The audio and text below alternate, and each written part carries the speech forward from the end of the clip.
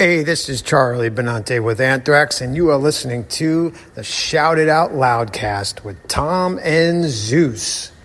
Wow. No, I know, it's so stupid. We got to start this episode off right. So, hello, hey, what's up, the Kiss Army? It's Tom and Zeus with another episode of Shout It Out Loudcast, episode 108. Called MTV KISS Unmasking. Tom, how's it hanging? I'm sorry.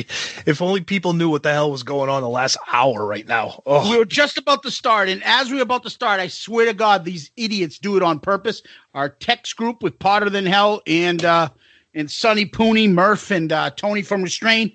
Somebody sends us a photo of the Ripper bending over her, lifting one of her legs up. We are, without a doubt, the most immature podcast in the land. We can't even get started correctly. Oh, God. We're in our late 40s. My God. And we can't stop giggling about this poor lady that likes to fucking lean a little to the right, yeah, but look, lift her leg up, and it looked like she's going... Let's be serious. Nobody stands like that naturally. That is somebody got to her and said, hey, these fucking guys, these Shout It Out Loudcast podcast guys, they're on to you. You're the Ripper. So start doing it correctly. Or this guy has a fetish. And she, what do you want me women who fart? Yeah. What do you want me to eat today? What should he eat? What should he eat? Some collard greens with some Chinese rice and a couple burritos from Taco Bell. Oh, okay. Pose. Ready? Let me take this photo. And then she does, not a loud one, she does an SPD and he goes, oh!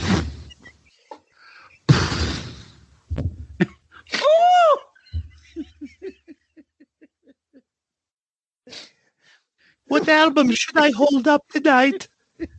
What? Well, why don't you have some beef stroganoff? Wash it down with a big kidney for. Wash it down with some Guinness. All right. We gotta stop. Freaking 2 minutes into this, I'm already dead. They need to stop sending us stuff. I swear they do it on purpose. Right before we tape. And all of a sudden, the Ripper fucking texts come over. Yeah, now the Facebook group is turned into like the Ripper group.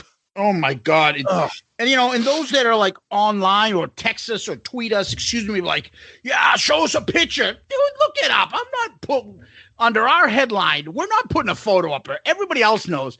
Anybody else wants to tag this and put it up? That's them. We're not doing it. Zeus we all know who it is. Zeus is an attorney. He understands what plausible deniability is. We're not putting up pictures of anything. Of a lady lifting her leg up and dropping ass. Yeah, we're all set with that stuff. So, anyways, getting past that catastrophe open, Tom, I was telling you earlier, I got no fucking sleep, literally none. Could not sleep, insomnia. Major snowstorm over here in Massachusetts. I could hear every fucking asshole in my condoplex with their shovel out here all night long with their metal shovels on my sidewalk. Fucking pissed me off. I got no sleep. I'm not that different from you. Southern New Hampshire, same thing. We're about 2-3 o'clock in the morning. The plows came by my neighborhood and the guy kept dropping the plow. Sounded like a earthquake. Like, dude, there's like 3 inches of snow on the ground. There's no need. Yeah, exactly. And they were just, I don't know if they were getting paid by the hour. So they were, we had like, it was slowly dropping. Yeah. This asshole was out there for 4 or 5 hours with this metal shovel.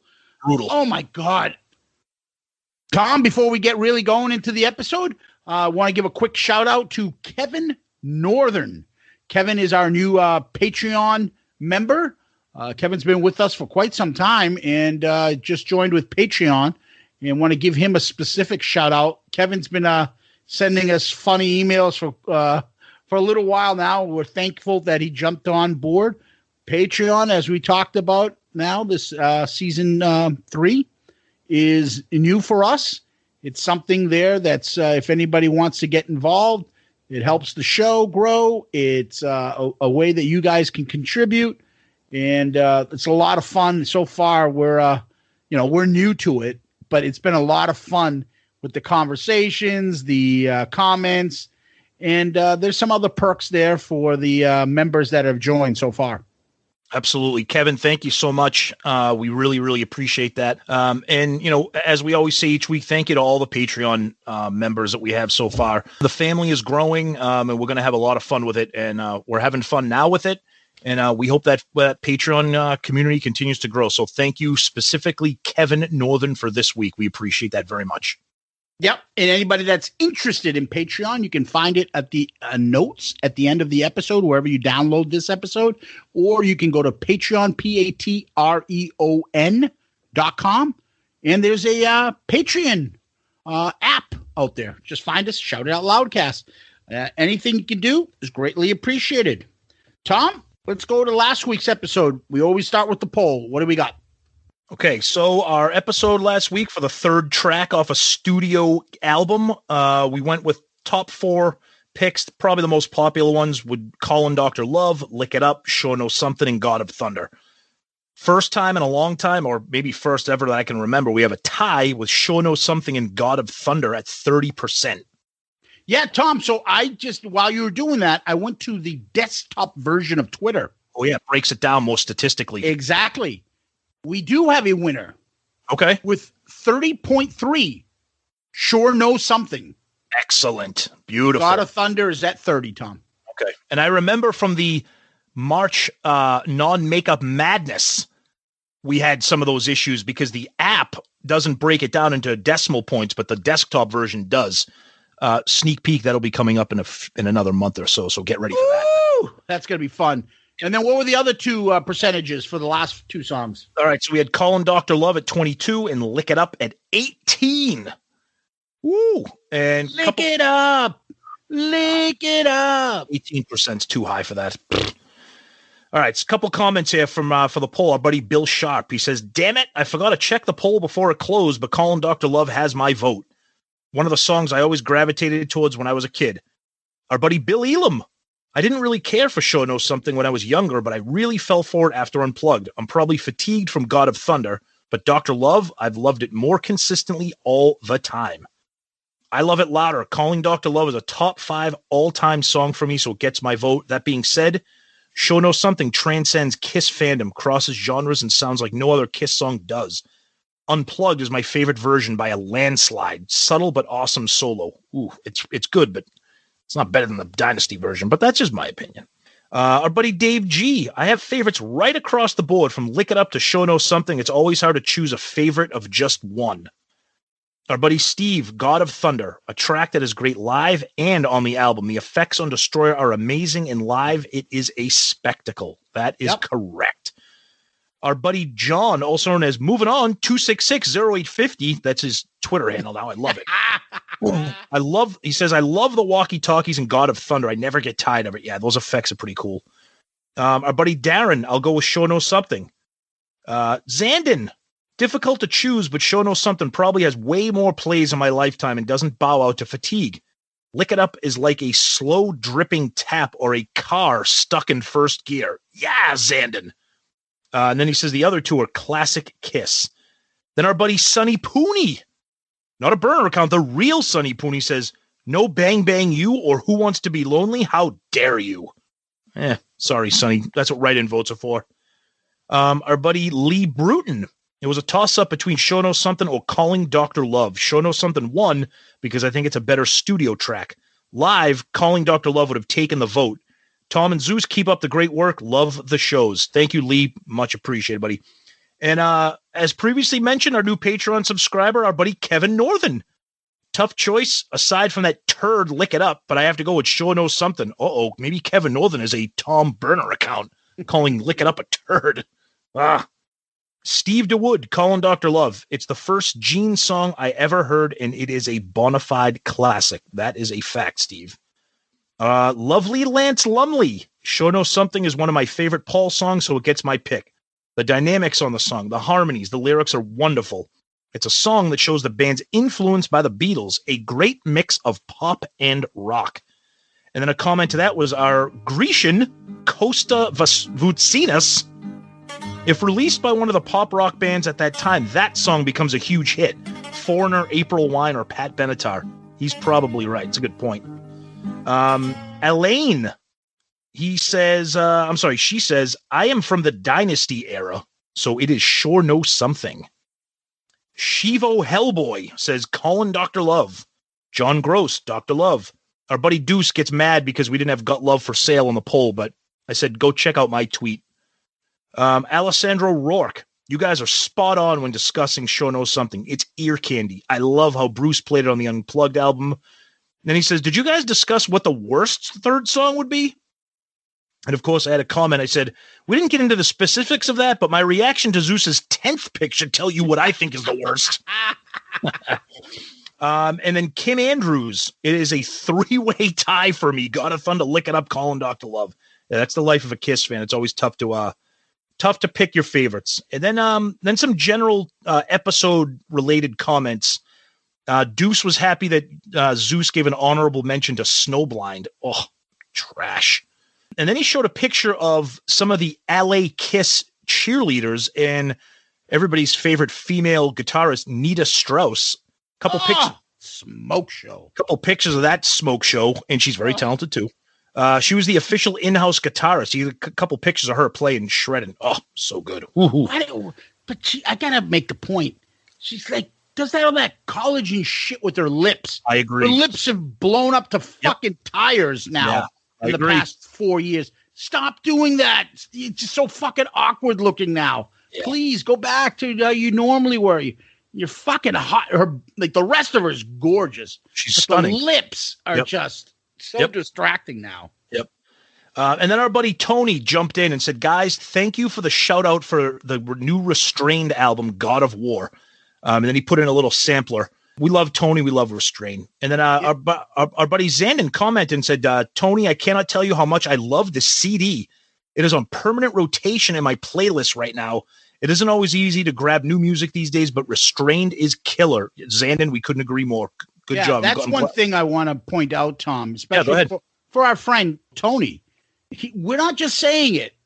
I mean, I'll tell you right now, the fact that Zandon picked it up and tried it out and listened to it, you can listen to it on YouTube. It's not going to cost you a penny. Then when you like it, support him and buy the fucking album. Yep, it's that good. We wouldn't say that if it wasn't. If it was a bad CD, we'd just tell him, yeah, good luck on all future endeavors and keep up the hard work. God bless you, babe. Wish you luck in the future. And then our buddy Joel Hoffman, awesome and funny as usual, guys. I cannot believe you don't like Going Blind. Such a haunting and unique song. Even the solo is haunting. Nothing like Gene has done since. In the lyrics, yeah, it's stupid, but it's Kiss.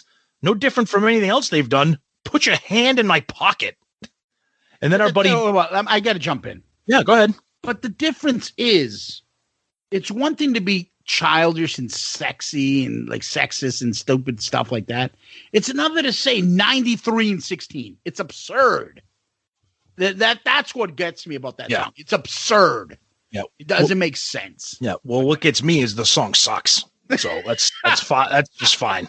So, then of course our buddy Murph commenting on the story at the beginning about looking for the shack picture of him coming out of the ocean there. Oh my God. Our buddy Graham Richley. Wow, I had no idea song 3 had such slim pickings. Even classic albums like Dress to Kill has the worst song in Ladies in Waiting. Hey, watch your tongue, Graham. Then he picks Dr. Love, Talk to Me, Sure Know Something, Keep Me Coming is horrific. Firehouse, Lick It Up, Burn Bitch Burn, God of Thunder. Then I'll scratch around for Bang Bang You and Hide Your Heart. Sean DeHaan, hi guys, love these episodes. Here's a list of the top 10 track 3s. He has Dr. Love at number 1. And he has Never Enough on there from Sonic Boom. Good for him. That's pretty awesome. Then we have Dude Love. And he has no particular order. And this is interesting. He has Freak and I Pledge Allegiance, 2 polarizing songs there. So that was interesting. Lee Johnston, he has Going Blind as number 1. Wow. Woo. See, there's something for every Kiss fan out there. What are you going to do? And then Vincent Roman Maroney. Now I'm really angry. This is fucking war. Comments. He comments with Steve because they were talking about the track listing on the Elder overseas. Because I remember that was an issue about the Elder track listing. We have Odyssey for our copy of it. And I think depending on where you were, the track listing was all mangled because of the Elder. So they kind of got into a little bit of that. And Deuce, we're going to give you props. You were the only one who somehow guessed the Coming Soon from last week. So kudos to you. You get a autographed picture of Tom and Zeus. How about that? Okay. Oh, our buddy Nige. Gotta love Nige. Thank you, Nige. Patreon. Love him. Show No Something, number 1. Got Love for Sale, number 10. And then he starts giving me shit about Pledge Allegiance. Tells me to seek help. Not getting help. He has Got Love for Sale at number 10. But anyways. So that's some great Twitter feedback on the episode. Yeah, that's a lot of fun stuff on Twitter. Guys, jumping over to Facebook. Oh, that doesn't work. It's still funny. Yeah. Over on Facebook, we have a few comments here as well. First, we're going to start off with Scott Wheeler. Great episode. This really brought back memories. It has been so long since I've listened to albums or CDs. I always listen to mixes in playlists now, and this reminded me of the song track order from where I wore out Kiss records, tapes, and CDs. I have to say, this episode does continue Tom's losing streak of screwed up lists. Yeah. How does Lick It Up not make the list? Zeus wins again. Yeah. Lick It Up is not good. That's so. Lick It Up is fucking awesome. Go ahead. Anyway, Matt Weller's dick. I couldn't comment on last week's episode as I was in Facebook jail. Uh-oh. This is my real name, by the way. Who Wants to Be Lonely is an awesome third song. Well, I'm glad you got out of jail. So that's nice. Jason Allen just finished the episode and sure knows something would have been my number 1. I'm not sure what I would have taken out, but Keep Me Coming would have been on my list. Ooh. Drums and Paul's vocals are great. Don't get the hate for it. It was the 80s. It was great. To each their own. Shout It Out Loudcast is the podcast that I most look forward to each week, along with TIJ. Ooh, Talk is Jericho. All right. Yeah. That thanks, I Jason. most look forward to each week. How cool is that? Thank you, buddy. Yeah. And now we're starting to get a bunch of shit on YouTube. People, please go and subscribe to our YouTube channel. It's pretty cool. We're getting a lot of feedback now on YouTube. Mm-hmm. We also just released, if you listen to this episode early in the week, we released Tesla's Mechanical Resonance as our bonus episode in our newly dubbed album review crew. And when we did it, we also, Ed designed a nice new logo, Ed at Click Tea Shop. So we get all your Shout It Out Loudcast merchandise, clickteeshop.com. Put a new logo up. I'd love if you guys could go take a look at it. We'll probably post it on social media as well. Take a look at it and let us know what you think. Anyways, first, Anthony Stratus. Hey guys, another 5-star episode as usual. But I do take umbrage, lighthearted, to Zeus's comments calling our beloved Ace Frehley lazy with his classic Kiss tune, "Talk to Me," from the Unmasked album. I'd label it as simple, not lazy, as Zeus did. I was 8 years old when that album came out in Melbourne, Australia. And believe you me, Ace won over a lot of us Kiss Aussie hearts from then on until this day. Just saying, I would have had as number 1 in your top 10 list. Just saying. Well, just saying, that's fucking horrible. Yeah. But thank you for the kind words, though. Yeah, it is lazy. I mean, all I want is a little conversation. It's not a bad song. What I am saying is, as he grew in his Kiss career, he started getting lazy. Listen to the lyrics on Dynasty.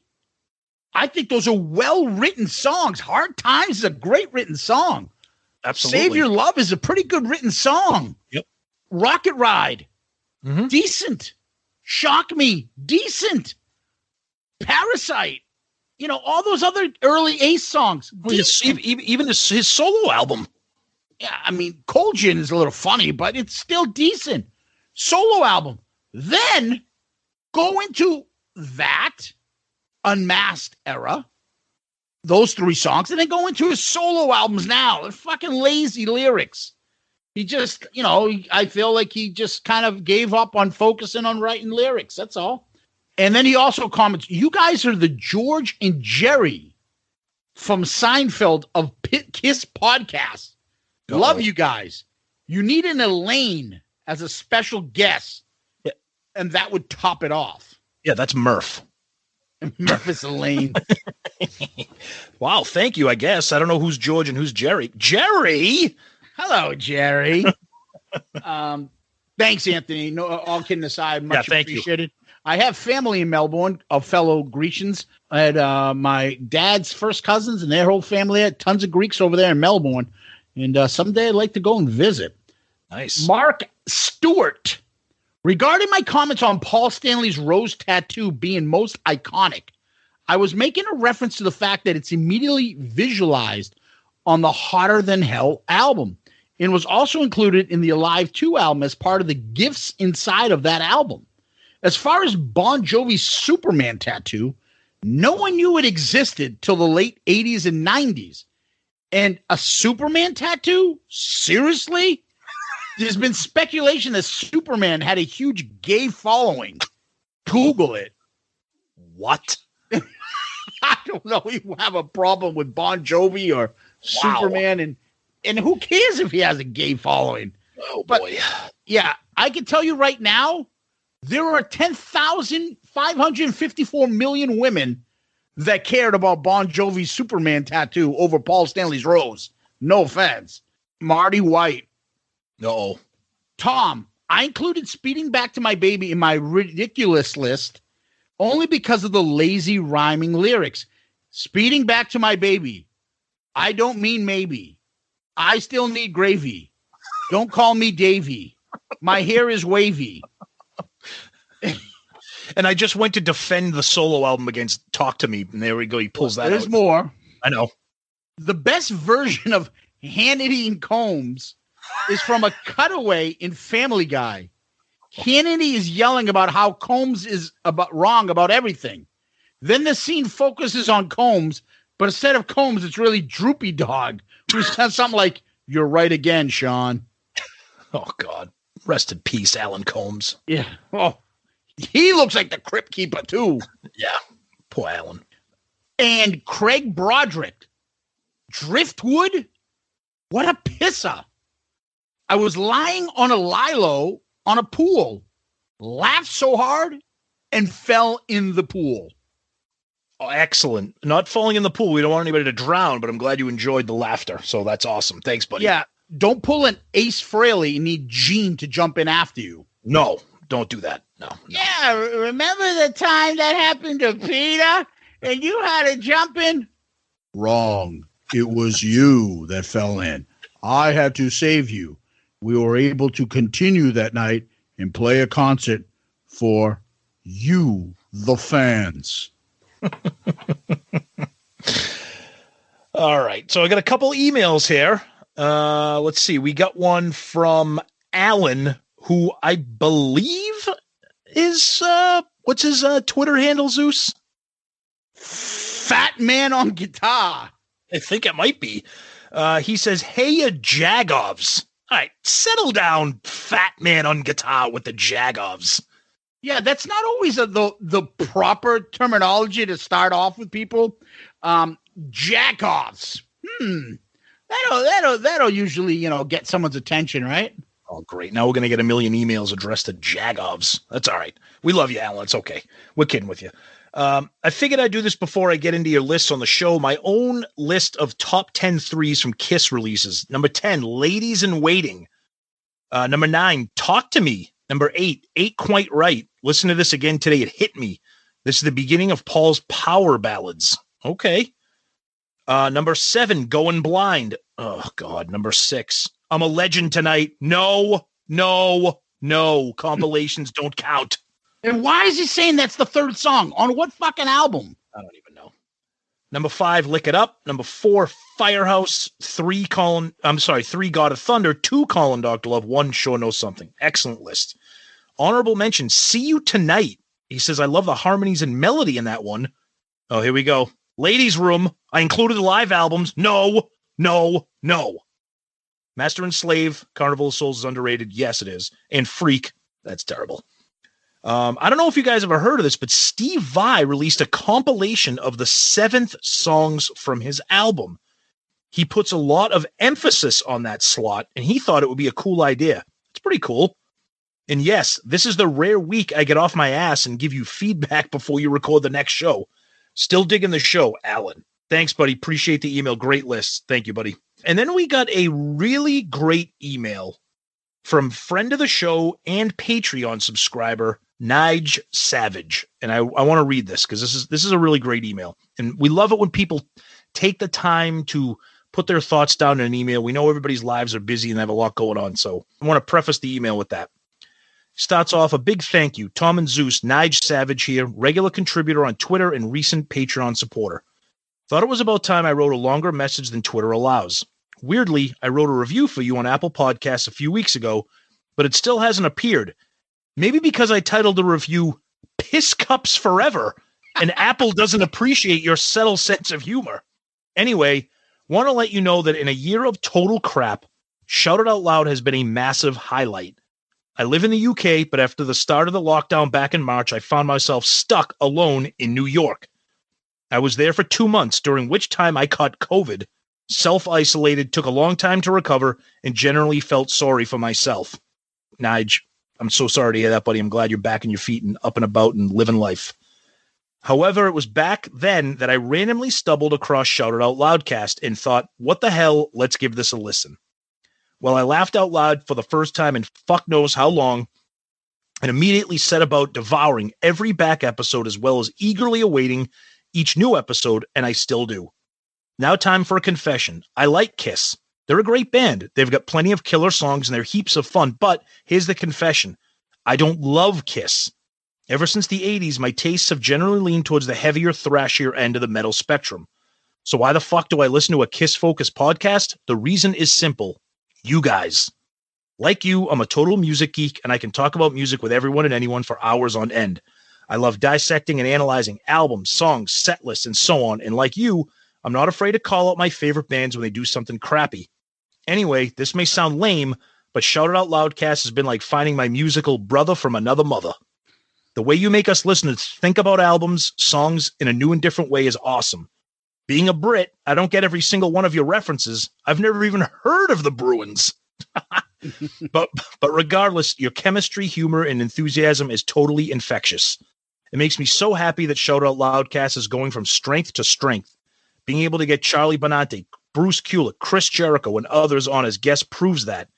Because it shows that even in these fucked up times, and in times where everyone and their dog seems to have a podcast, the best ones still rise to the top. You guys fucking deserve it. In normal, non-COVID times, I spend a lot of time on the U.S. East Coast. I hope at some point I'll have the opportunity to buy you guys a beer. In the meantime, just keep doing what you're doing, and thank you for keeping me sane. You fucking rock. Cheers, Nige. P.S. Tom, I pledge allegiance. Just no. And where it is, comment of the week. Good answer. Good answer. I like the way you think. I'm going to be watching you Not only comment of the week, God, I don't remember the last time we got a better email than that. I mean, that's pretty incredible. It's humbling. It's somewhat somber because of what the poor guy's gone through, but it's nice to hear that somebody gets our sense of humor and can find this stuff a bright, shining light in maybe sometimes a difficult time for somebody. And it could be this podcast. It could be a sporting event. Could be a CD someone picks up. If that works for you, buddies, take it. And if not, and you're still feeling down, go see therapists, go get some help, talk to somebody. I truly believe there is hope for everybody. So sorry to go on a serious note, but I always, I worry about our listeners and make sure that everyone's mental health is okay. Nige, thank you. That was incredible. Thank you. Nige, thank you so much, buddy. And we're sorry that you've had such a difficult time. We're glad that you're back on your feet. And, we would love nothing more than to hang out with a listener like yourself. If when things slowly but surely get back to normal here in the States, that would be fantastic. So again, thank you, Nige. And we're just going to move on with one more thing. We got a Twitter DM from another big fan of the show, Mr. Billy Thomas. And he just says, I need to tell you two, you are the best. You guys could have your own stand-up comedy team. Your Boston humor is the best. So proud that your podcast is growing. Awesome guests. Someday you guys will have Gene on, no doubt. Well, Billy, thank you for the kind words. And hopefully we will have Gene on at some point. Thank you so much. We really appreciate that. We appreciate anybody that takes the time to give us feedback. And, we read it on the air. So we want to let you guys know that. You send us an email, a Facebook message, anything. We're going to read them because we want to share all the feedback with everybody. So thank you. Yes, I appreciate all the kind words. I appreciate all the 5-star reviews online, the Patreon membership, the kind comments and DMs, and the general interaction. It's been fantastic. But it's like Paul Stanley says, just getting started. Oh, God. Oh, boy. So, what's going on in Kiss World? All right. So, it's kind of quiet here in Kiss World. So, last week, we forgot to bring it up because we were so excited about this that we actually forgot it last week. And that is everybody talking about the release or the pre-order of Paul Stanley's Soul Station album. By the time you hear this, it's old news, but we wanted to bring it up. We didn't want to make it sound like we were purposely ignoring it. We literally forgot about it last week during news. So that's some big news for the people that are interested in that. We've told you many, many times how we feel about it. That doesn't mean that our feelings are right and your feelings are wrong. It's just what we think about it. So it's out there. I'm sure people are interested in that. He's got to fucking stop wearing that stupid Curious George man with the yellow fucking hat that he wears.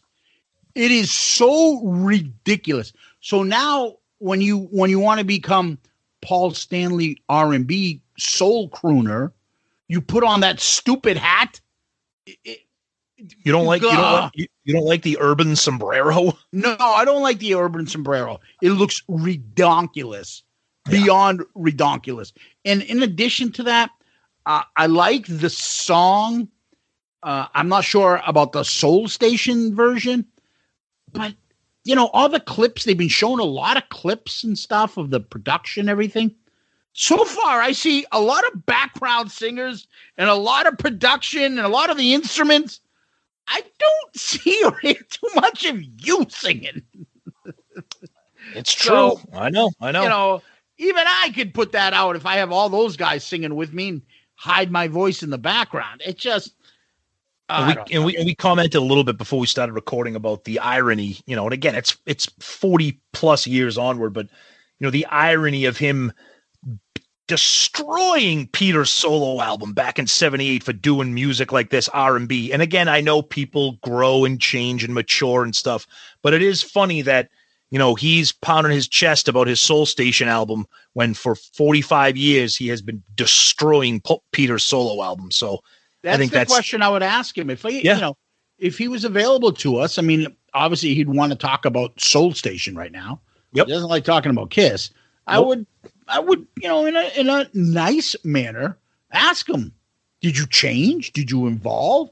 Did your opinion change of what Peter decided to do? Because aren't you doing that? You're a member of Kiss. Yep. And you're doing a Soul Station album. Okay.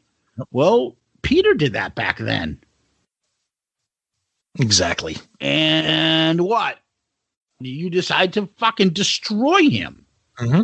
So, it's just the hypocrisy of it all. But anyway, we also had another vinyl album, Tom, that you like to talk about. But go ahead. This is a big one. The price is a little bit ridiculous, but Kiss collectors have no limit. So, Killers, one of everybody's favorite compilations because of the original tracks and because of that kick-ass album cover, Killers is being released on a double vinyl heavyweight pink vinyl that is going to have a gatefold cover.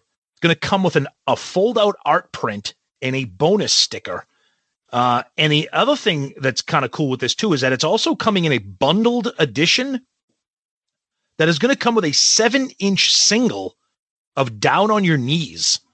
And that's also going to come in a little cardboard sleeve with kind of the same artwork. So if you're a Kiss vinyl collector, this thing is fucking awesome. And yes, I pre-ordered it because I don't give a shit. It's awesome. I have an old version of regular Killers, but this one is just absolutely beautiful. Little pricey, but what are you going to do? It was released in Germany. There's a website in Germany that's selling it, and Sound of Vinyl, the UK, is selling it. And right now, as of this recording, I believe it is sold out on both websites, but who knows? It says it's limited to 4,000 copies. The last I checked, it was sold out on both sites. Who knows if anything has changed by the time you listen to this. But if you're listening to this show, you know about the Killers reissue on vinyl. Pretty kick-ass collector's item. So other than that, Zeus, really nothing with Ace, nothing with Tommy. Gene's on Twitter fighting with people. Yeah, I want to take a step back, though, Tom. Okay. And talk about Killers. Oh, yeah, please do. So does it have, I'm curious, is it the extended version? Like the Japanese version that I have, or the yes. where Escape from the Island's on there and Shandy. Yeah. Yep. So I thought I was the coolest kid on the block when I got that for a CD. But apparently there are others. Yep. So this one says, as with the exclusive Japanese edition, the album's track list features 2 additional bonus tracks compared to the original, which is Escape from the Island and Shandy. So yes, you're getting those. So now you're definitely going to buy it because that's Shandy. Yeah, exactly. But this is why I'm so happy I never got into vinyls, because I'd be broke buying all this stupid shit that I already have. I mean, you're broke buying all your CDs. No, I have them all. I don't need to buy them again. That's true. So, that's true. And the thing is, I always think back of what Sonny used to say. Why? There's a different music on it? We're going to get into the whole psychology of a collector. I can't explain that. You're either a collector or you're not. There's just really no way to put it. So I know. But yeah, other than that, Gene's fighting with people on Twitter, and Eric and Tommy got put back in their bunker. So nobody's saying anything. Yeah. Well, let's move on to the episode then. Awesome. I'm excited about this one. Okay.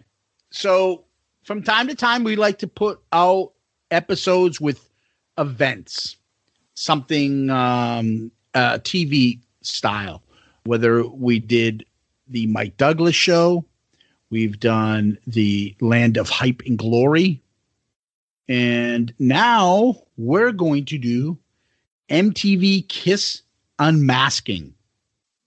So, want to tell us a little bit about it?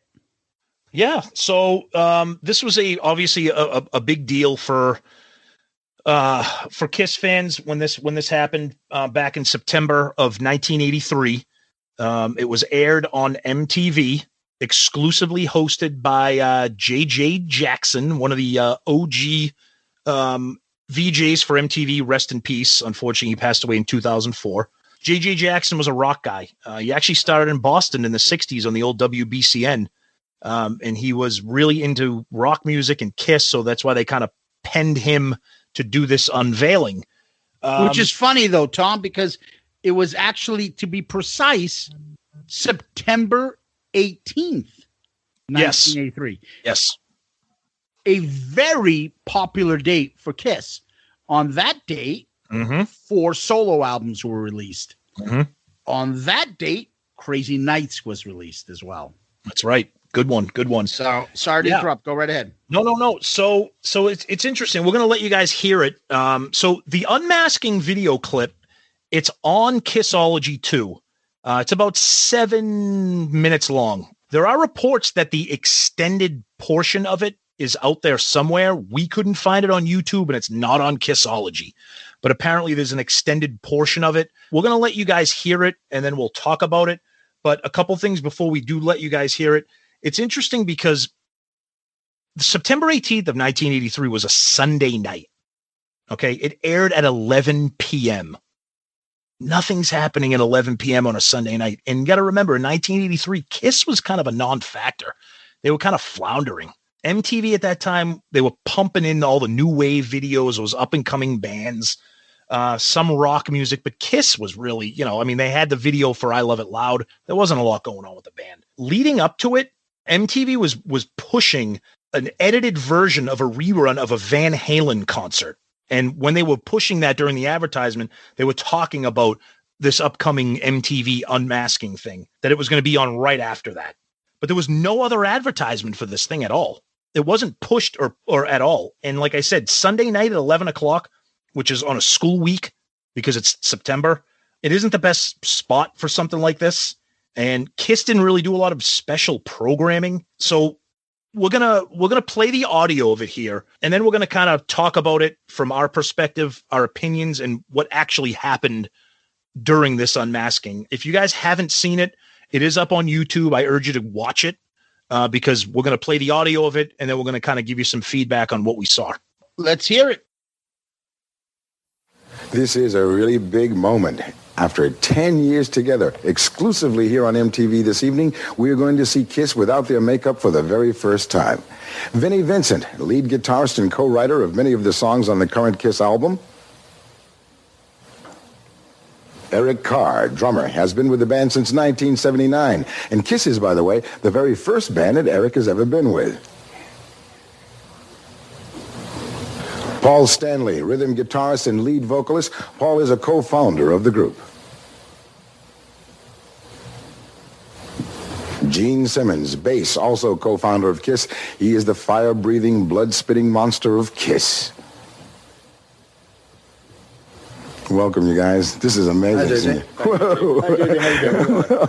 No, it's so funny because just seeing you for the very first time after all this time, we're honored and we're really glad to have this exclusive. For all of you guys, actually, this question, it would be interesting to get your response because I'm sure everyone in America wants to know, and especially anybody who's been a Kiss fan, and there are many of those over all these years. Very first time out, how does it feel now, without makeup, appearing for the very first time?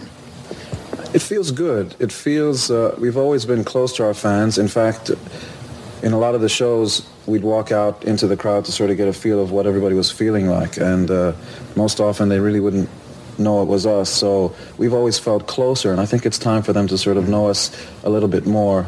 It feels very, very comfortable. I hope it seems that way. I feel fine about it. No, I'm fine.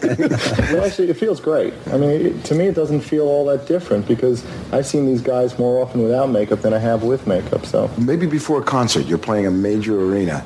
Did you often, prior to putting on makeup, just go out into the audience? I bought a ticket at the front door of Madison Square Garden when we came in to play 4 nights, walked through the front gate, through the crowd, backstage, went to the dressing room, put on makeup, and came up on stage. And while he was on stage, they were all while he was doing his solo, I went in the audience and threw things at him. No, but that's interesting. You must get a good feel for what the audience is like when you... Great. Yeah, it is great. But that's over now? It's the best. All right, because now they know what you look like, and we're glad it's going to be something. The amazing thing is that they do recognize us without the makeup anyway. Really? On the street, yeah, it's amazing. Yeah, the red jacket throws them off. Hi, I'm Vinnie Vincent. It happens often enough. We get into, I don't know, Madison, Wisconsin or something, and people invariably come up and say, "Aren't you Gene Simmons?" Could be the 10-foot sign that says, "Hi, I'm Gene Simmons." And we've made a lot of friends over the years. When was the band formed? 10 years ago. On 23rd Street, in fact. Really? We were just 4 guys, of course. 4 guys with makeup. Walking down the street with high heels. Actually, it was a 24-hour sort of lifestyle. We were walking around with high heels all the time. People were trying to figure out who the hell we were, and of course, we were nobody. Putting out the low spot of those high heel boys. That's right. Tell me, did you start actually in your first gig? Did you, right from the beginning, use makeup? Yeah, we always looked like that. When we were playing small clubs for about 80 people, 100 people, the only thing that got us through it was thinking we were playing the Garden, because otherwise, I mean, it's kind of hard to play for 80 people when there's 100 people outside that are trying to get in and kill you. We had great dedicated fans, though, right from the beginning. We had girls who made our T-shirts, and of course we'd hand them out to our friends in the front rows. And girls that took off their T-shirts. It's going to be that kind of a show, folks. Did you ever play without makeup at any time together? Only back in the hotel. No, never on stage. So after all this time, now why did you decide after all this time? Because I think a lot of people thought you may have done that a few years back, and then you didn't. So you held on. Why now are you deciding to... I think it's just time. It felt right. You know, Let me see. It felt right. I mean, we thought about it for a while, but we could give you all kinds of great answers, you know, that we went and saw Swami. We did that too. But it just felt like the right time to do it. And, I mean, the band feels so strong, and it just felt like, do it. The album's great. There's a tour coming up. And there's really no other reason. This is our 18th record, 10 years on. We feel great. And it's just time. Now, one of the things, like I said earlier, is that KISS was always known. In fact, I would have to say certainly, if not the main, I'd say, people who pushed out theatrics as far as rock and roll is concerned, certainly among the very first. And your shows were always rather bombastic and incredibly visual, and the makeup lent itself to that. Now what will happen? As far as the makeup coming off, will the stage show be just as visual as it was? Will the presentation change? Nothing really changes because we only know one way to perform. The makeup never had anything to do with the bombs or the doing splits or whatever we were doing on stage comes from us. I mean, taking the makeup off doesn't change how we feel. I mean, we're the same people. We've always contended from the beginning that the makeup was just a sort of a stage manifestation of who we are. Somehow people, and you'll see our first video without makeup very soon, but somehow people, as soon as they watch it, sort of realize who's who. And we've always contended that the makeup is just an extension of our personalities. We really are who we seem. And the makeup is, I don't know, I'll wear this jacket one day and something else another day. It really wasn't more than just what we looked like on stage. KISS is still KISS.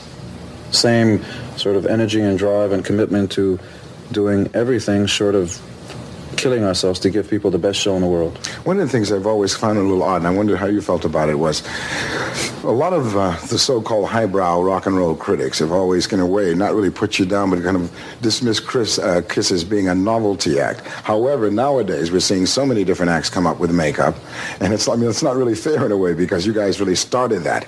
And yet, do you think... okay, some of those guys aren't around anymore. Yeah, right, that's true. But do you think now that the makeup is off, and of course, even a few years back, a lot of critics thought that I Want to Rock and Roll All Night was one of the great rock and roll songs. Do you think that now they'll start taking you seriously? And if so, does that mean anything to you? We never did anything to get any kind of approval from critics. I mean, if you get that, that's great. But if you look at the top 10 for each critic each year, I usually don't know any of the albums that are on the top 10. It's kind of like who's hipper than who knows more obscure bands.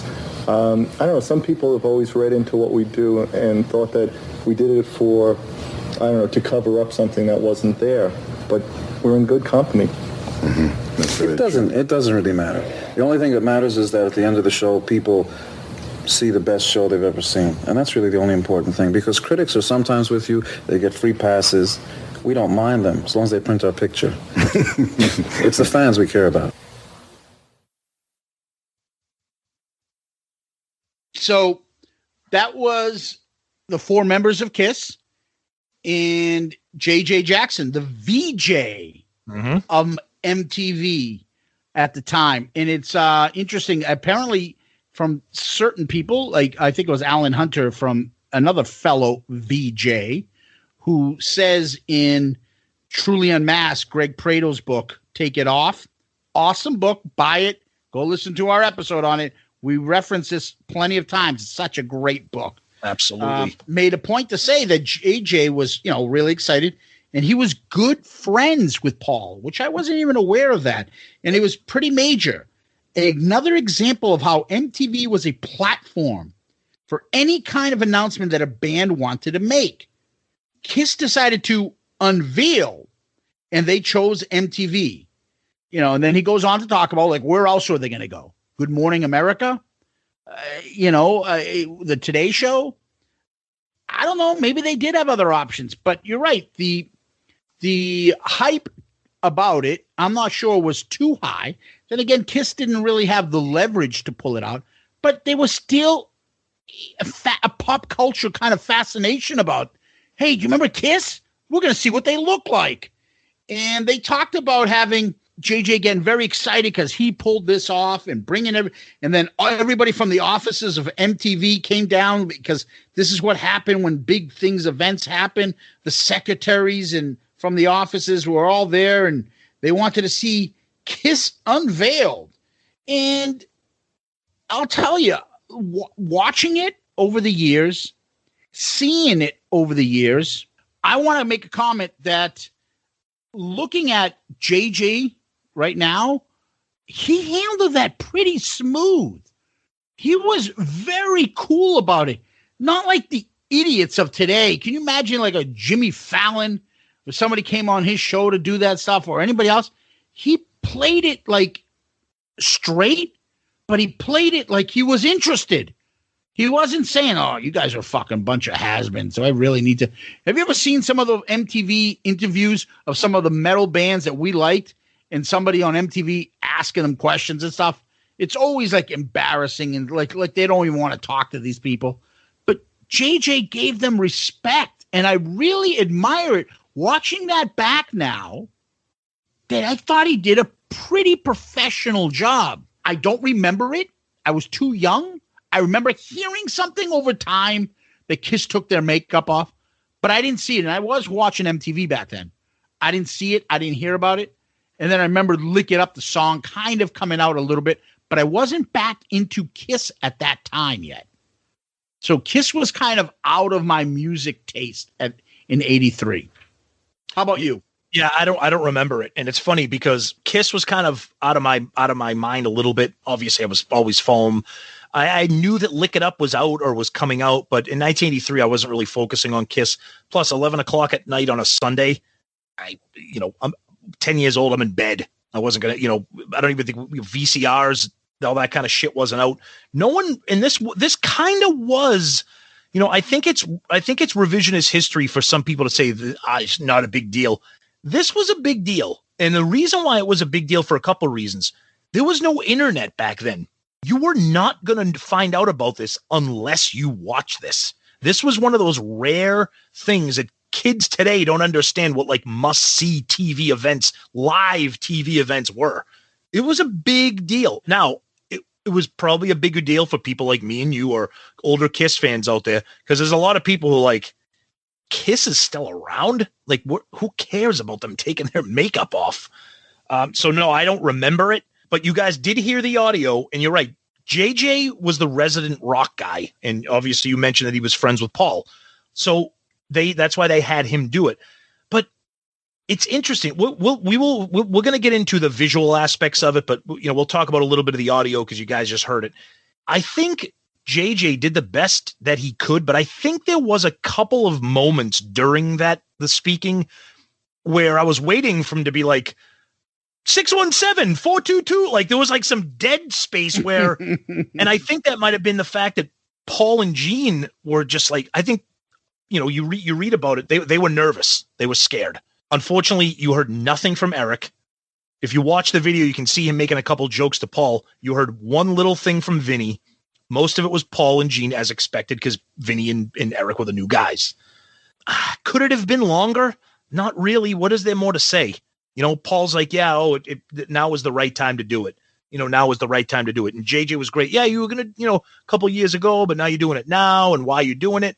So I think audio wise, it's different than actually seeing it. And we will definitely cover the visual aspects of it too.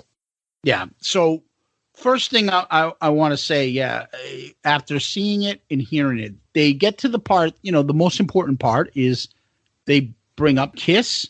And then I know it's simple, but they could have really fucked it up by just going to the band. This is KISS and just showing their faces. But JJ built it up. And then you're like, and this is, they did it from newest member to oldest, Vinnie Vincent. And then all of a sudden you see the Ankh Warrior makeup, flashes, Vinnie Vincent. And you're like, oh my goodness, what the fuck is that? Dude, it reminded me of the scene in Animal House when Flounder shows up on the big screen and Belushi's like, oh! I did that, Tom, when I was watching the video. I go, oh my goodness. Poor Vinny. And, back then I'd probably like, oh, wow, that's the Ace guy, huh? I wouldn't know. Right. I'd be like, oh, yep. I didn't think anything of it. But then they go to Vinny. Then they're like, and they described him as the guy, wrote a lot of the songs on the new album. Mm-hmm. Then they're like Eric Carr, who's been with the band since 79. And KISS is his first actual band. Wrong. Also wrong. I'm like, wait a minute, what? When did he join KISS? Yeah. 79. Yeah, I know. That was weird. And then they went on to describe makeup, Paul Stanley, co-founder. And then like Gene, the fire-breathing description about him. Yep. I'm like, oh, Paul don't like that. Gene's the last guy too. Let's be blunt. Gene's the guy that everyone's probably like, what does that guy look like? Yeah. He's a fucking fire-breathing demon, not the guy that has white paint and 1 star. Right. Not too hard to imagine what Paul would look like. Dude, so let's briefly talk about the actual unveiling. So we talked about Vinny. Eric had like his little pose with, God rest his soul, his big poofy hair. Yep. Then they go to Paul. And when they go to his real face, I'm like, dude, what are your eyebrows doing? Like it looks like Uncle Leo. Like what are you so angry for? Like like his face is all like, it's like Crooked Man again. He looks like, I don't know, like a little boy. Like they go to him, he looks like Dumpy, like, oh. Yeah. And then the best, I'm sorry. Can you imagine in 1983, you waiting to see what fucking Gene Simmons looks like? And all of a sudden, it looks like your fucking Nana from the North End. But what is that?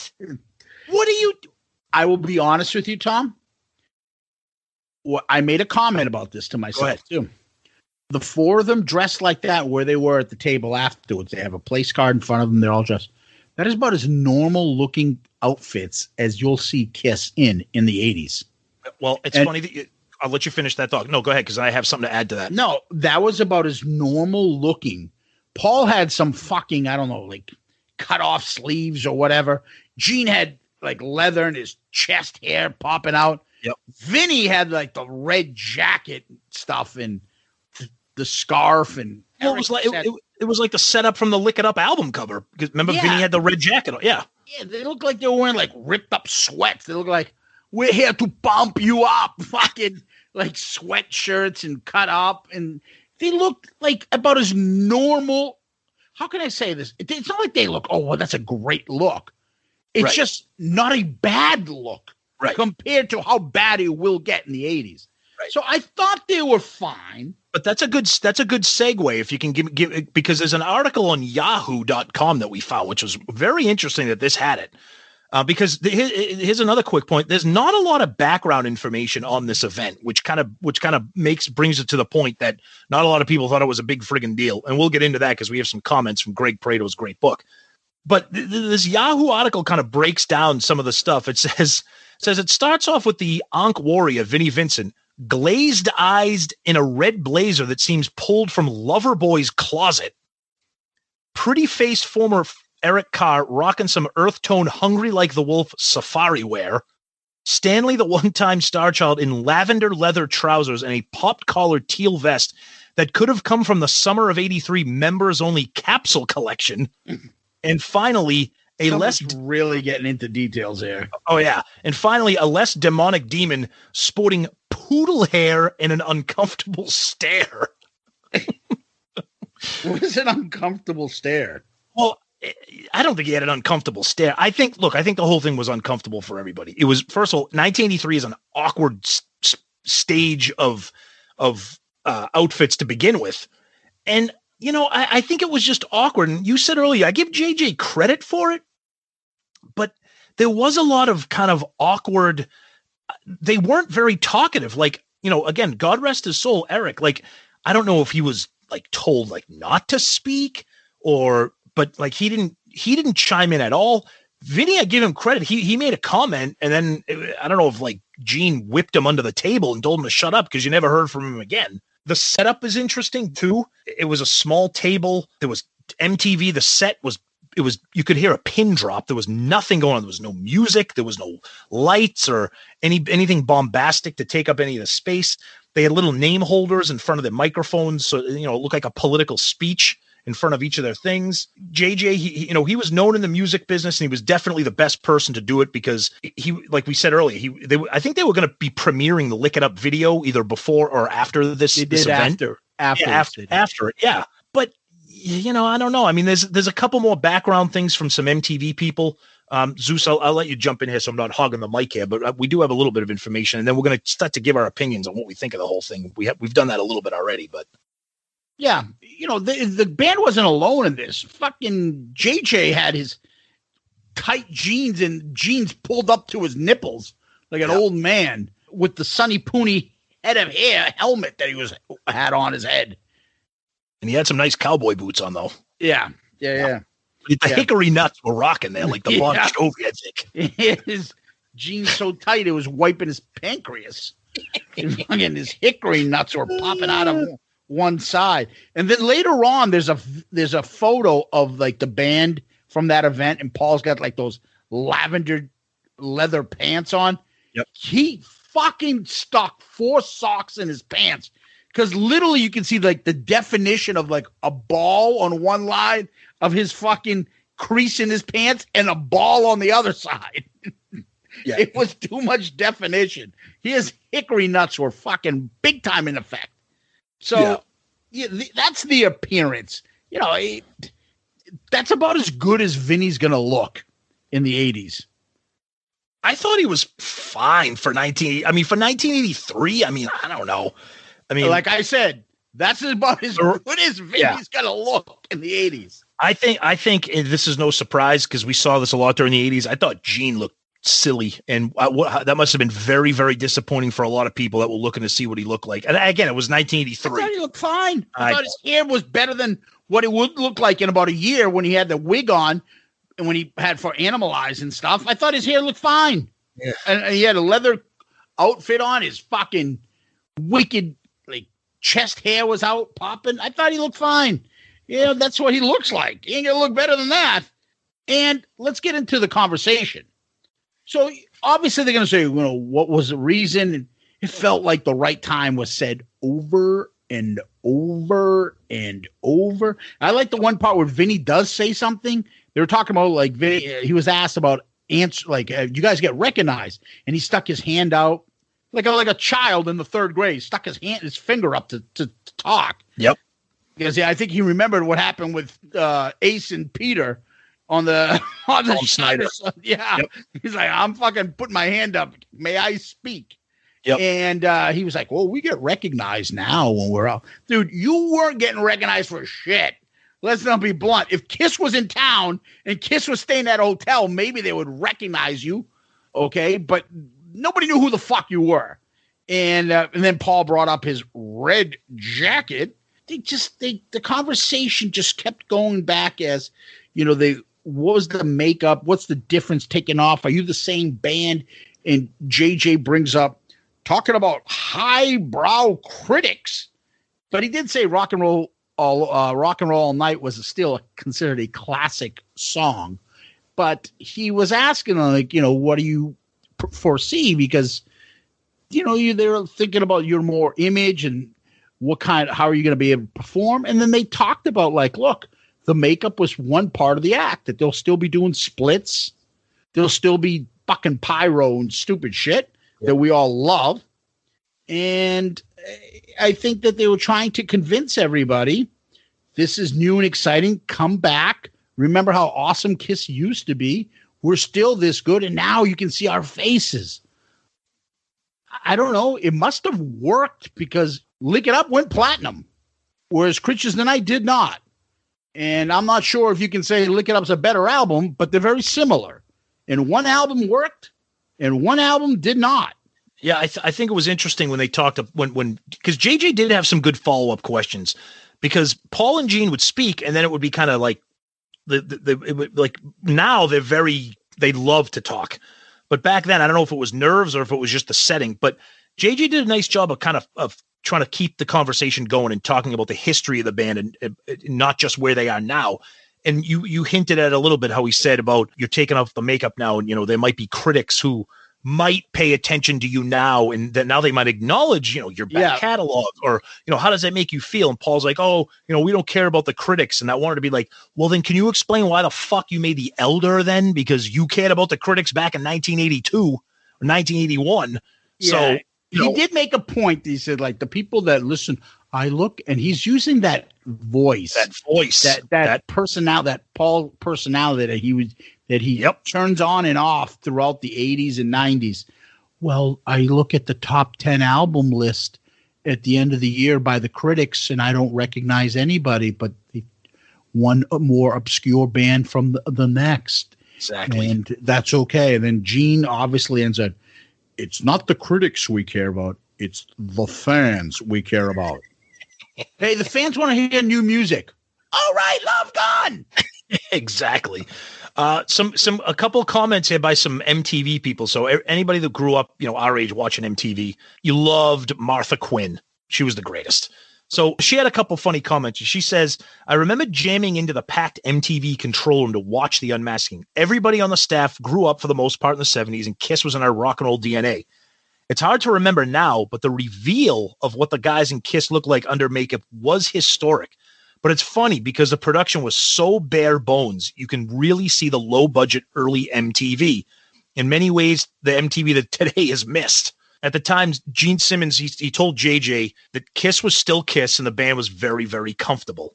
But there's reports that behind closed doors, behind the scenes, that Gene was like terrified, because I think he had the most, or in his mind, he had the most to lose. And we've talked about that in the past, about still sticking his tongue out on the album cover, still sticking his tongue out in the first concert, unmasked, the demon and that whole persona. We've talked about that before. But I will say this, maybe it's, kind of looking back as an older KISS fan, we've talked about this before, Zeus, about things that KISS does that no other band could or would ever do. This is pretty fucking awesome. Like a special live event to just like show you what we look like. Now, back in 83, people were probably like, yeah, whatever. But now, again, it's like our band doing something cool that no other band has ever done. I'm like trying to think. It's not like a makeup thing anymore. I'm like, who else would do something that'd be like, this is us now, we're different. The closest thing I could think of is, imagine if Metallica did an unveiling. This is us. Leader, James Hetfield. And then they close up and they show his with the long hair. Oh, yeah. With the short hair. Right. Yeah. This is Lars. Yeah. Now it's the short hair. This is Kirk. Now it's the short hair. Yeah. This is Jason. Like, do you know what I mean? All the way down. That's the closest I could think of something like, oh my God, Metallica cut their hair.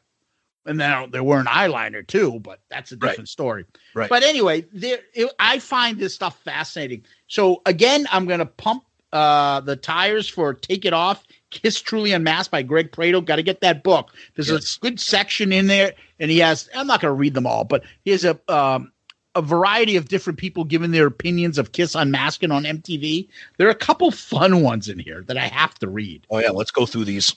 This one was pretty good about Rudy Sarzo wrote, bassist from Ozzy, Quiet Riot, Whitesnake. It was a ballsy move, something that they felt they needed to make. What was really interesting about that, everyone in the industry thought, well, that's it. They can't go back to wearing the makeup again. I love that. Yep. Here's one from your favorite, Geddy Lee. I can picture Geddy saying this because he's so unassuming about this stuff. No, I didn't see that. I already knew what they look like. I didn't really think about it. Frankly, I haven't thought about it. I don't think it was such a big deal. Like, who asked him that question in what context? There's a little somebody like he was walking getting on a train or something like, hey, Geddy, what do you think of KISS in 1983 when they took off the makeup? I don't know. I don't even think about it. But if I can defend my boys from Rush, like that's how they're just like very serious, like boring kind of nerdy guys. And you're right. Geddy was probably like, I don't know. I toured with them. I know what they look like without makeup. I don't know what I don't care. He takes the whole purpose of the question, like, right, and makes it like this is a stupid question. I already know what they look like. Right. Like, he has no idea how big of a deal it was that they had makeup on and they were taking it off. They have people from Lita Ford to Phil Collins from Def Leppard, Bruce Kulick talking. Here's one, Ann Wilson from Heart. I think everyone had the same kind of response in that. Laughs. I think it was, put the makeup back on. Oh, now, but she clarifies that she says not because of them personally, but just because it was so much more interesting with the makeup on, that they had come out with that as their cartoon. Dude, that's an insult. That right there is a passive aggressive fucking insult right there. I'm sorry. That's a Steven Tyler Aerosmith cut to KISS. Oh, yeah. KISS. Oh, that's nonsense. Bruce had Lake and Palmer. Bruce had an interesting comment. He says it was pretty interesting. I mean, I knew what the guys looked like, so it was more like, how are they going to handle it? How are they going to present this? I thought it was really cool. The only odd thing to me was I was always going to keep my eye on the position that I wanted, which was Vinnie Vincent. He didn't look like he belonged. Ooh. He didn't look too good. He was looking rough. He was looking good. But then they say the two funniest ones for the end. All right. So Gerald Casale, the bassist from Devo. I thought, Jesus, put it back on. And then the cameraman, Mike Pellish, MTV cameraman. When KISS decided to take their makeup off, I think Scott Fishman was directing. And he said, now we know why they put their makeup on in the first place. They were the four ugliest guys. Oh, now, my God. With all due respect, Mike Pellish, have you listened to some of our album review crew episodes? We've described some of the not handsome looking bands before in the past. Here's a good one too from our buddy Mike Reno from Loverboy. Yeah, who doesn't love Loverboy? Mike Reno looks like he ate Mike Reno.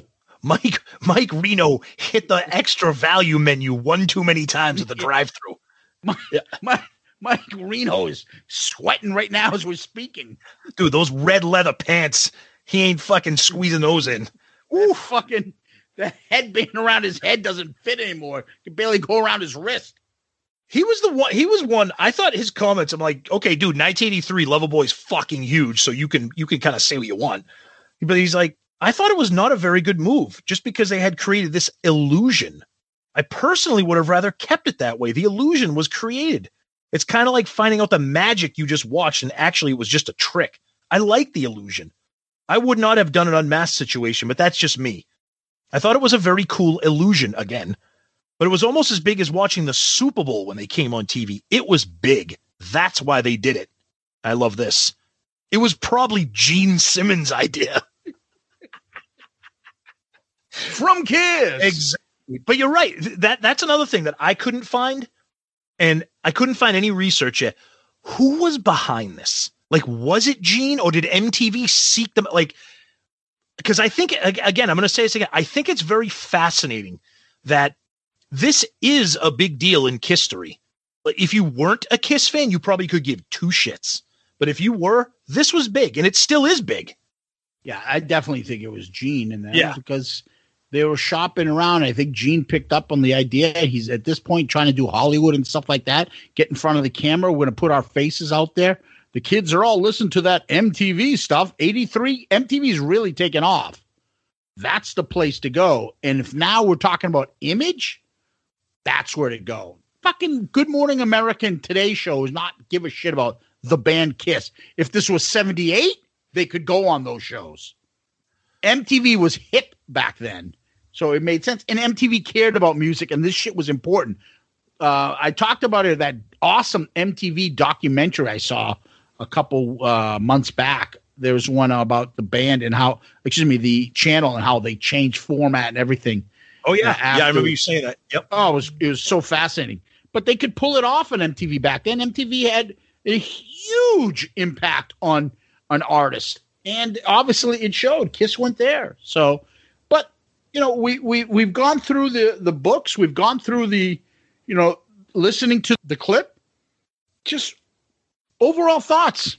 Good idea, bad idea, right place, right time, bad production, good production. What do you think? Well, look, it was 1983. We already said this once, but I'm just going to repeat it. Kiss wasn't really on the radar. If you were a diehard, you were. And I could picture Gene being like, "Hey, MTV, this is Gene Simmons from Kiss. I'm taking my makeup off."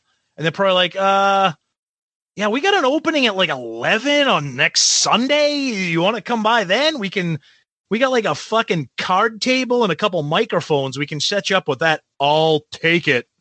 So that's probably what it was. And MTV was still up and coming. MTV was not the behemoth that it was. So you weren't going to expect a fucking mini Kiss concert. That would have been fucking balls out if they did that. If they like played Lick It Up or something like that and did something. They did debut the video. They did. No, you're right. Makes sense. Here we are. This is it. Now go listen to our new video. Yep. Go watch our new video, should I say. To me, Tom, I think this was a pretty good decision. You're right. They weren't in a position at that time to demand more or get more from anywhere else. The fact that MTV gave them this in 1983 after how bad Creatures did and the tour did in the United States, I'm shocked they even got that. Yeah. I still think MTV did them a huge favor by doing that. Oh, no doubt. And then they put their videos on rotation there. And I remember Lick It Up. And then the radio picked up Lick It Up. Then Kiss got in that streak of platinum albums in the 80s that kept alive so they can get through to this point. So I don't think it was something that they could have expected to get better treatment or anything like that. I think it was done. I think it was done artistically. I think it was done by somebody that had respect for them, treated them with respect. I think it was about as good as you can expect. Is it something that, everybody, it's like one of those things like, yeah, I was at Fenway Park when Ted Williams hit his last home run in his last day at bat. Oh, yeah, I watched that. I was there. I saw that live, dude. Nobody saw that fucking shit live except a few diehards. But we've all seen the classic clips, whether it be on Kissology now, YouTube, or anywhere else. We've all seen it now, and we're used to it. But I didn't see it live. I don't remember it. And it is quite interesting, and it's a little bit different. The other elephant in the room is, Tom, just 3 years earlier, it would have been a lot bigger if you unveiled Peter and Ace. But now you're revealing who? Vinnie Vincent. Oh, shit. Yeah, I think I heard they replaced Peter Criss. Oh, is that their new drummer? Like, either one of those guys was that established that you're like, oh, I got to see what the Fox looks like. At least not in my mind. Yeah, I'm glad you brought that up because you're right. If they did it earlier with Ace and with the original guys, it would have been massive. But I think they had to do it, and I think it was a brilliant move because imagine if they didn't do this dedicated special with the unmasking. If all of a sudden you're watching MTV and you see Lick It Up and you're like, what? They took that? What? Like, I can't believe, like, it set it got people's attention for the new album, for the new era of Kiss. It brought the spotlight back on a band that needed the spotlight back on them. So it was a brilliant move. And you're right. I think it was, I'm happy that they had somebody like JJ Jackson, who was a Kiss fan, who respected the band, who wasn't just some talking head with a microphone, who knew nothing about them, and who was trying to be like, hey, like, and he was asking some pretty good questions. And look, I know I said Ace. I know I said Eric and Vinny didn't really talk too much. Look, with all due respect, they're not going to have too much to say. I do wish we heard a little bit of something out of Eric, just maybe his opinion. But I know at that time his opinion didn't matter to Paul or Gene or even to Kiss World, because, like you said, people like, who is this? I don't know these guys. I know about the Demon and the Starchild. But that being said, I'm proud that this is my band, because only they could pull this off. Yeah, I agree with you that no one else is doing this shit. But what I'm thinking is, I will give you a good example. Me, right up there with Kiss and everything else is my love of Elvis. So when Elvis was coming out big and he was starting out, now he got some love from Ed Sullivan, and Ed Sullivan treated those artists in rock and roll with respect. But there was another guy back then who was actually I think the first host of the Tonight Show. You remember comedian Steve Allen? Oh, yeah. So he had Elvis on. He hated fucking rock and roll. And he had Elvis on, and he had Elvis wear a fucking tuxedo, sing to the Hound Dog, like totally like emasculating him and fucking laughing him off, and just make it different. I mean, they could have had somebody, no offense, they could have had somebody that really didn't care for Kiss. Mm-hmm. I don't think Mark Goodman would have done a good job with this. I'm not sure. I think Nina Blackwood would, because she was dirty. I'm not sure about Alan Hunter or even, although she is pretty, she does say a couple nice things about Kiss, Martha Quinn. Mm-hmm. Every once in a while, I've heard her make comments about that. JJ was the perfect guy for this. He gave them the respect. He showed them respect, and he handled it professionally. I think again, in the end, I think this was as good as you can expect. Agreed. No, I agree. Yeah. I'm happy it's a piece of history, and it's something to talk about. And I know people have opinions on it from whether comedic visual side, or just from like some of the things that we've talked about tonight. And I'm going to be interested to see and hear from some of our older listeners, or even from some of the listeners who were 10 or 11 at that time, if they remember it. Did they see it? What was the impact? Did you care? Did other people care? Is this something you talked about at school the next day? Because I don't have any memories of it, unfortunately. So that'll be cool to hear from the listeners. As always, we love your feedback on this stuff. It's always great. Yep. Tom, there's one more thing that we like to do on our TV appearance episodes. Mm-hmm. We like to rank them. Okay. So we've ranked so far the Mike Douglas Show appearance, the Paul Lynde Halloween special, Land of Hype and Glory, and now we got MTV KISS Unmasking.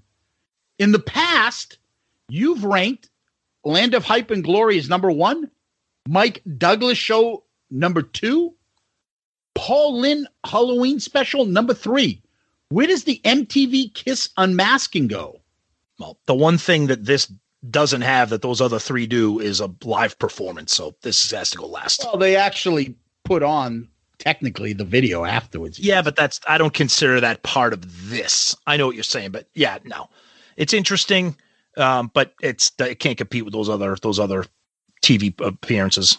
So do you think when you rank this, are you ranking this based upon like seeing this now, this clip? Which one would you go back to see more and you're fascinated by? Is that how it works? Oh, yeah. I would go back and watch Paul Lynde and Mike Douglas and Land of Hype and Glory, because there's more to them. There's performances, there's some comedy, there's some entertainment.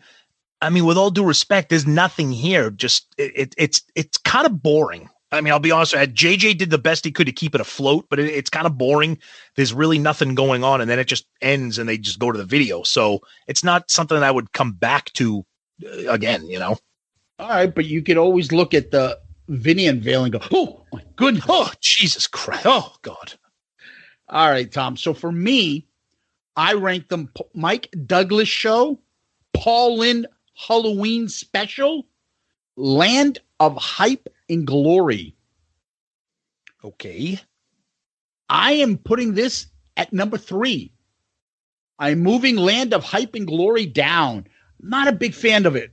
I know there was some good documentary stuff in there. I know you love it. There's some good documentary stuff, but it's not really the whole song being played. No, I'm not sure anything's going to beat the Mike Douglas Show between the comedy and that Firehouse performance. And then I love Paul Lynde's Halloween Special for the campy humor and stuff. And Mrs. Brady shaking her fat ass and stuff. Dude, Land of Hype and Glory has live footage from the Love Gun tour. I know that's what you like. I'm telling you what I like. All right. And I just think this is iconic. I think it's iconic. I'll give you that. And the other thing about it that I like, it's a big thing on MTV. Yeah. Okay. So it is not a, how can I explain this? It's not some shit band trying to do something and was on some little dinky little thing on the corner that nobody saw, Right. This is on MTV at its height. At its height. Yeah, but still. And it was all on KISS. I love it. It brings me back goosebumps. I was around during that era. I didn't watch it, but I was alive and around that era. Like, I don't remember Land of Hype and Glory as a kid. And I had barely remembered it afterwards. So the MTV KISS Unmasking is legendary. And to me, that's number 3 for me. Okay. Tom, this was fun. I really enjoyed it. I love talking about old KISS stuff like this. The TV appearance routine that we do when we cover these clips, and there's a lot of them. And I want to give a shout out too. I wasn't clear earlier in the episode. Some of the information we did talk about Greg Prado's book, but one of the books that we talk about all the time, and this is not to be confused with Julian Gill KISS FAQ. There's a book called KISS FAQ by Dale Sherman. And it's called All That's Left to Know About the Hottest Band of the Land. It comes in a long line of FAQ series books. They have it on Zeppelin, on Black Sabbath, on U2, on the Three Stooges, on Star Trek. I can't stress enough this book. You have to get it. It's got unbelievable chapters. It's perfect if you have a short attention span. It's an excellent reference book. So I wanted to make that clear. We got some of this information for this episode on that. Yeah, my version has the photo of early KISS with Peter in the weird makeup and holding the knife, that famous picture. Yep. Yeah. It's a good absolutely. Tom, it's great. It's great. What we usually do next, we go on to this. Hi, this is Ed Spansberg of ClickTshop.com, and for all your Shouted Out Loudcast gear and merchandise, please visit ClickTshop.com. At Click T-Shop, you can find lots of KISS-inspired t-shirt designs, plus mugs, hats, hoodies, pillows, and all new fine art selections. And now, here's your question of the week. All right, so our question of the week this week comes from big fan of the show, I Love It Louder.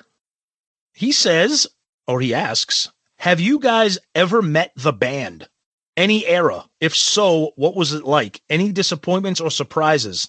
Obviously, the podcast is amazing and you guys do a great job. Keep it up. Thank you, buddy. And also, I Love It Louder.